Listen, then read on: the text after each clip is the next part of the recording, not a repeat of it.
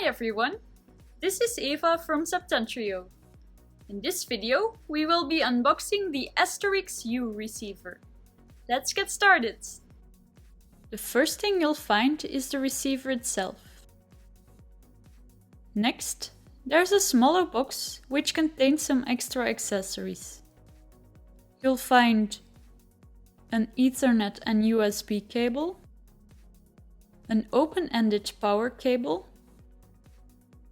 a COM cable, 2 high-performance cellular antennas, a UHF antenna, mounting brackets, a Wi-Fi and Bluetooth antenna, and a standard cellular antenna. Now you're completely ready to start using the receiver.